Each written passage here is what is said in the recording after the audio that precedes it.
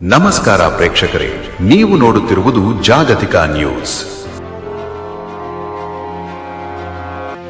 ಲಕ್ಕುಂಡಿ ನಿಧಿ, ಭೂಮಿಯೊಳಗಿನ ಇತಿಹಾಸ. ಭೂಮಿ, ನಾವು ಪ್ರತಿದಿನ ನಡೆದು ಹೋಗುವ ಭೂಮಿ ಕೆಲವೊಮ್ಮೆ ಮೌನವಾಗಿ ಶತಮಾನಗಳ ಇತಿಹಾಸವನ್ನು ತನ್ನೊಳಗೆ ಅಡಗಿಸಿಕೊಂಡಿರುತ್ತದೆ. ನಾವು ನೋಡುವುದು ಮೇಲ್ಮೈ ಮಾತ್ರ, ಆದರೆ ಮಣ್ಣಿನ ಕೆಳಗೆ ಇತಿಹಾಸ ಉಸಿರಾಡುತ್ತಿರುತ್ತದೆ. ಒಂದು ಮನೆ ಕಟ್ಟುವ ಸಾಮಾನ್ಯ ಕೆಲಸ, ಒಂದು ಹಳ್ಳಿ, ಒಂದು ನೆಲ ತೋಡುವ ಕ್ಷಣ, ಅಲ್ಲಿ ಶುರುವಾಯಿತು ನಿಧಿ, ಇತಿಹಾಸ ಮತ್ತು ಒಂದು ರಾಜ್ಯವನ್ನೇ ತಟ್ಟಿದ ಪ್ರಶ್ನೆ.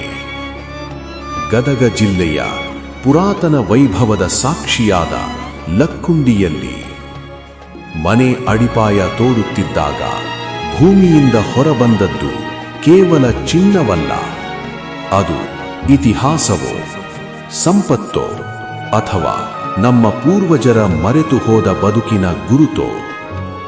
ಈ ಒಂದು ಪತ್ತೆ ಇಡೀ ರಾಜ್ಯದಲ್ಲಿ ನಿಧಿ ಅನ್ನೋ ಶಬ್ದಕ್ಕೆ ಹೊಸ ಅರ್ಥ ಕೊಟ್ಟಿದೆ.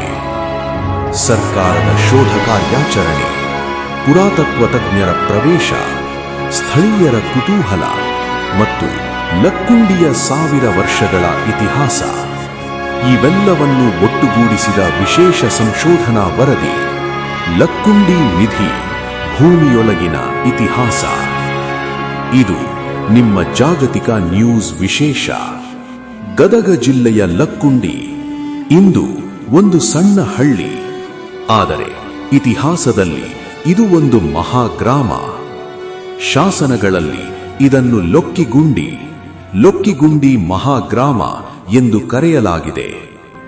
ಕಲ್ಯಾಣಿ, ಐಹೊಳೆ, ಬಾದಾಮಿ, ಡಂಬಳ, ಅಣ್ಣಿಗೇರಿ ಈ ಎಲ್ಲ ಕೇಂದ್ರಗಳನ್ನು ಸಂಪರ್ಕಿಸುವ ವ್ಯಾಪಾರ ಮಾರ್ಗಗಳ ಮಧ್ಯಭಾಗದಲ್ಲಿದ್ದ ಮುಖ್ಯ ನಿಲ್ದಾಣವೇ ಲಕ್ಕುಂಡಿ.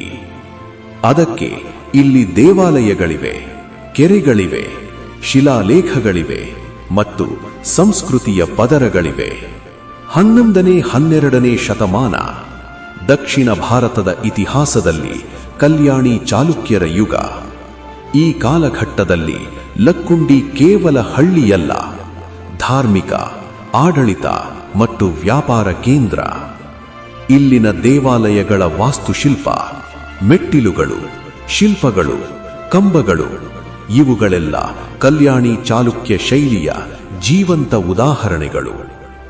ಇದಕ್ಕೆ ಇತಿಹಾಸಕಾರರು ಲಕ್ಕುಂಡಿಯನ್ನು ಟೆಂಪಲ್ ಪ್ಯಾರಡೈಸ್ ಎಂದು ಕರೆಯುತ್ತಾರೆ.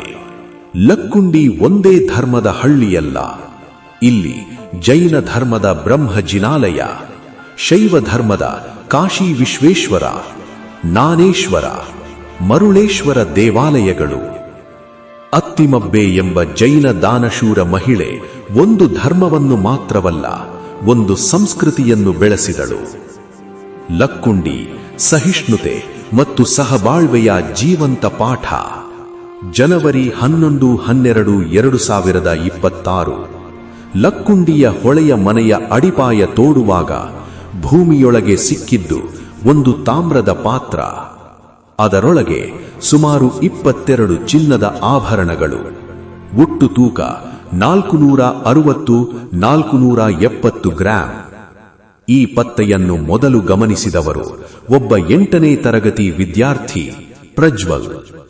ಅವರು ವಿಷಯವನ್ನು ಗ್ರಾಮದ ಹಿರಿಯರಿಗೆ ತಿಳಿಸಿದರು. ಅಲ್ಲಿಂದ ಈ ಸುದ್ದಿ ಹರಡಿತು. Archaeological survey of India ASI ಸ್ಥಳಕ್ಕೆ ಭೇಟಿ ನೀಡಿತು. ಹಿರಿಯ ಅಧಿಕಾರಿ ರಮೇಶ್ ಮಳಿಮಾಣಿ ಅವರ ಅಭಿಪ್ರಾಯ ಸ್ಪಷ್ಟವಾಗಿತ್ತು. ಇದು ನಿಧಿ ಅಲ್ಲ, ಬಹುತೇಕ ಆಭರಣಗಳು ಮುರಿದಿವೆ.